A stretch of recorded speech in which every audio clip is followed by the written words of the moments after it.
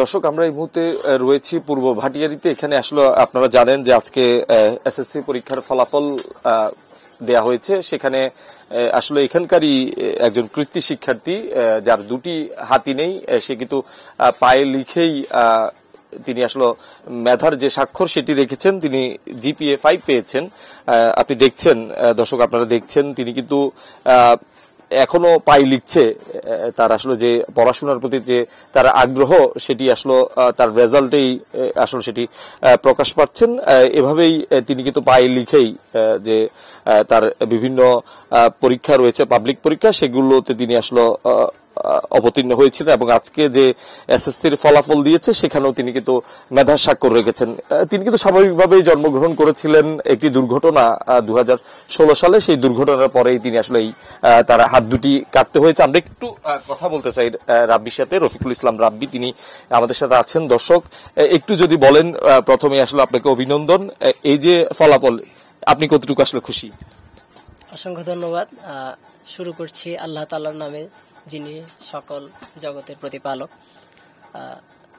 আল্লাহর কাছে হাজার লক্ষ কোটি শুকরিয়া জ্ঞাপন করছি যে তিনি তার অশেষ রহমতের ছায়ার মাধ্যমে, অশেষ রহমতের মাধ্যমে যে আজকের দিনে, মানে আজকের দিনটা উপস্থিত হয়েছে। আলহামদুলিল্লাহ, মানে আমি খুবই আনন্দে উদ্বেলিত সকলের সার্বিক সহযোগিতায়। ঠিক আছে, যাই হোক, তো আপনাদেরকেও ধন্যবাদ। এই যে সবাই আসতেছে আপনাকে দেখার জন্য, কেমন লাগছে এটিও আসলে একটু শুনতে চাই। এটা আসলে মানে আমার জন্য মানে খুব আনন্দের একটা বিষয় যে আমাকে দেখতে আসছে, জানছে আমাকে, আমার বিষয়ে আরো অনেককে জানার সুযোগ করে দিচ্ছে। এটার জন্য আমি অত্যন্ত আনন্দিত।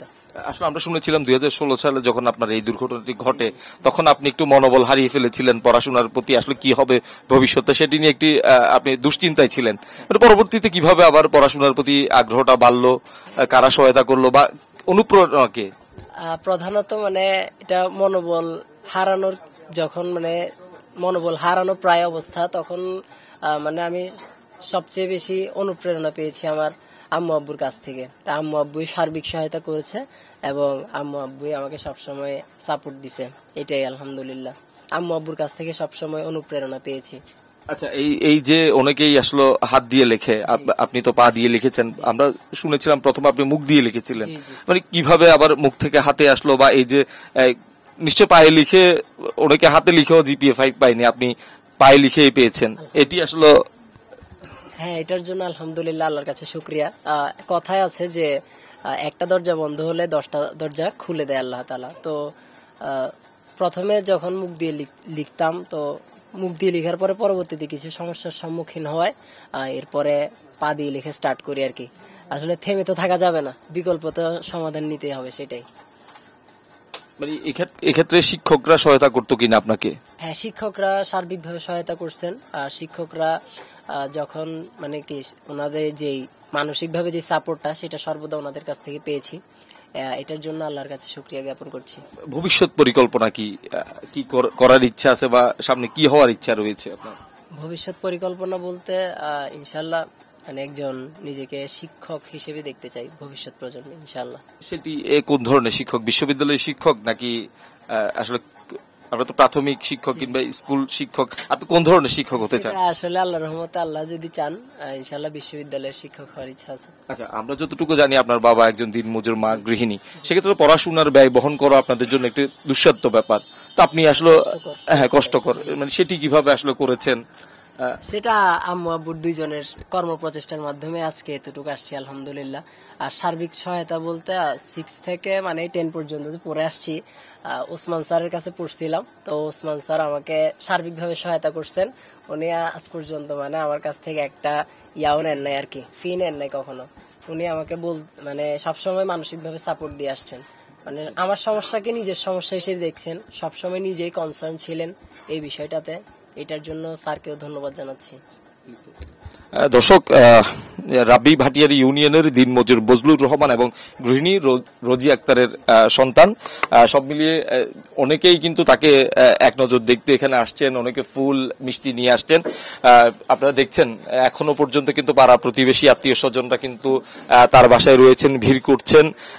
তারাও আসলে খুশি, এমন ফলাফলে সবাই বলছেন যে তার অদম্য ইচ্ছা শক্তি আসলে মূলত তার এই ফলাফল করতে আসলে তাকে সহায়তা করছে। তার পাশাপাশি পাড়া প্রতিবেশী এবং শিক্ষক, তার পরিবারের যারা সদস্য রয়েছেন, মা বাবা, তারা কিন্তু তাদেরকে সার্বিকভাবে সবসময় তাকে অনুপ্রাণিত করতেন যে পড়াশোনার ব্যাপারে। তার তাদের যে আর্থিক অসচ্ছলতা সেটি কিন্তু কোনোভাবেই প্রতিবন্ধকতা হয়নি তার। এই যে তিনি আসলে বলছিলেন যে তিনি শিক্ষক হতে চান, বিশ্ববিদ্যালয়ের শিক্ষক হতে চান, এবং সেটির জন্যই তিনি আসলে ভবিষ্যতে যে শিক্ষক হওয়ার জন্যই তিনি আসলে পড়াশোনাটা চালিয়ে যেতে চান। যেটি বলছিলাম যে 2016 সালে কিন্তু তার একটি দুর্ঘটনা, অর্থাৎ বিদ্যুৎপৃষ্ট হয়ে তিনি আসলে আহত হন। পরবর্তীতে চিকিৎসকদের পরামর্শে আসলে তার দুটি হাত কেটে বাদ দিতে হয়েছে।